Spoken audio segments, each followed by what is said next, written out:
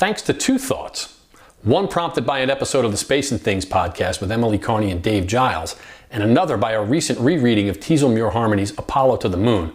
I'm returning from a recent trip down a space-age wormhole about art and why it's so important to highly technical and scientific endeavors like spaceflight. So in today's episode, I'll dig a little deeper into the connection, and in doing so, I'll highlight a favorite piece of space art from my collection, one that was actually created by the only artist to visit another world. In sharing a little about a meeting with astronaut artist Alan Bean and discussing his work, it'll go a long way in explaining why I prefer to advocate for STEAM as opposed to STEM, the A being for art. Are you ready to take a look at this installment's offering? Yes, you say? Well, away we go.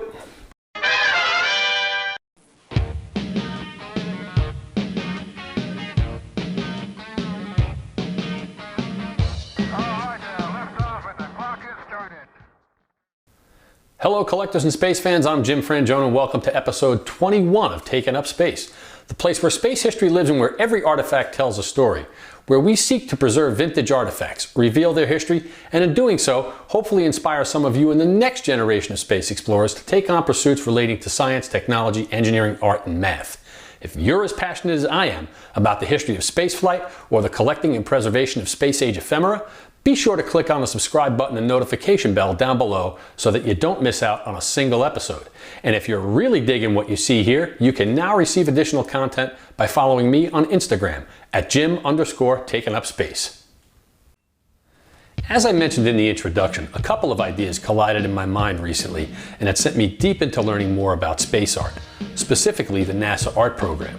First, there was episode 79 of the Space and Things podcast, hosted by fellow lovers of all things space, Emily Carney and Dave Giles. In that episode, they hosted Andrew Aldrin, the son of the famed astronaut Buzz Aldrin, and E. Lee Wilson to discuss the Aldrin Family Foundation, and more specifically, the Aldrin Art Space. To learn more about those, you can visit links below in the description. But my first big aha moment came when they commented on why art was of equal importance to engineering and technology when it comes to exploration and scientific endeavors. In their words, it was because nothing allows for creativity and the development of creative ideas more than art.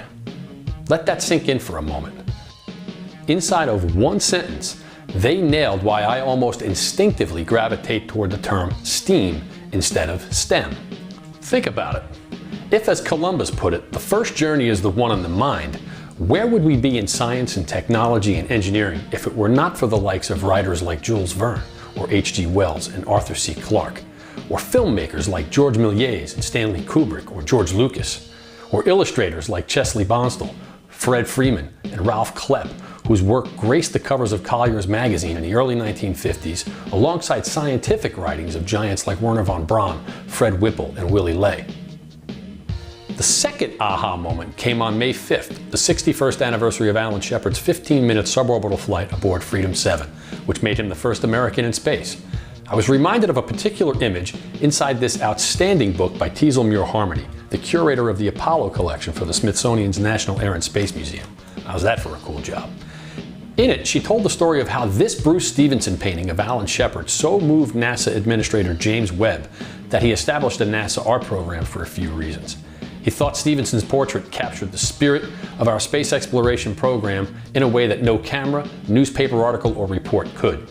I couldn't agree more. It's spectacular. In a very mid-20th century style, it just screams of competence, confidence, and pioneering spirit of America. Second, art was a great vehicle to bring the grandiosity of space exploration down to a very human level.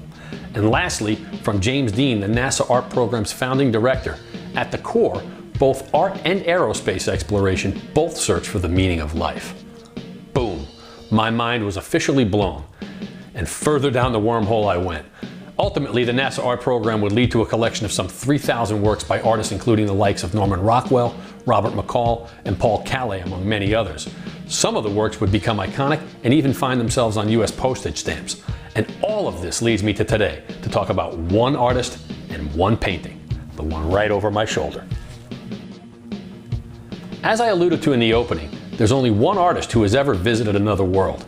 Sure, we've had a couple in orbit, and I've highlighted some of their work in earlier episodes about Alexei Leonov and Nicole Stott. But only astronaut Alan Bean has stood on another world, And how blessed are we that he also had a penchant for art that he would turn into his life's work after his astronaut career.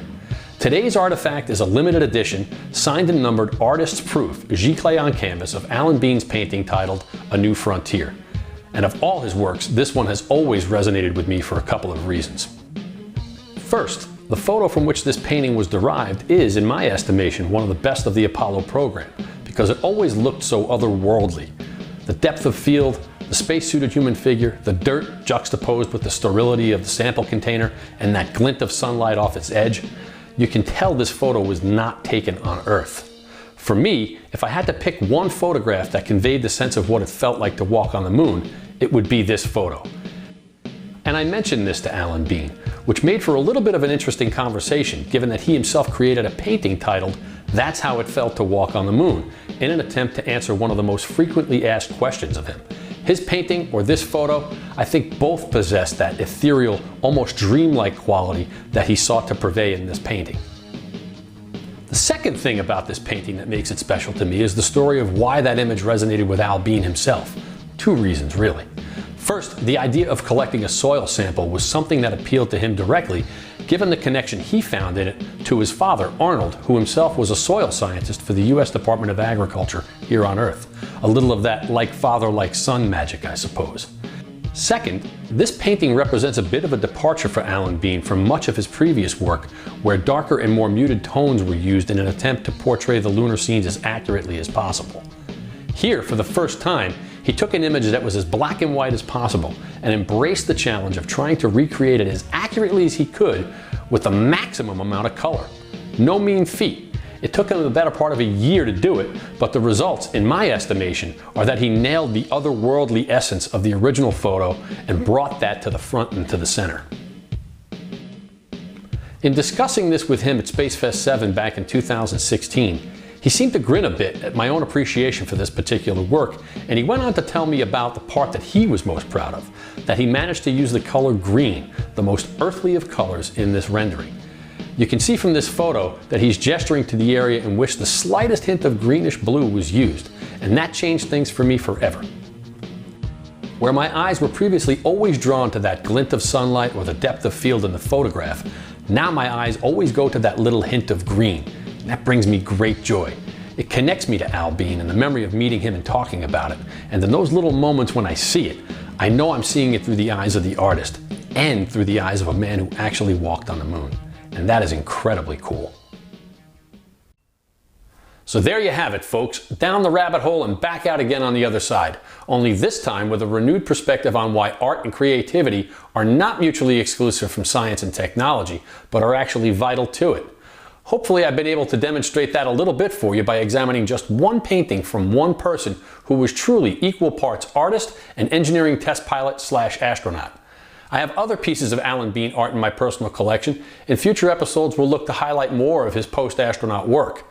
Al Bean or otherwise, this certainly won't be the last time that works of art will be highlighted here on Takin' Up Space. Far from it.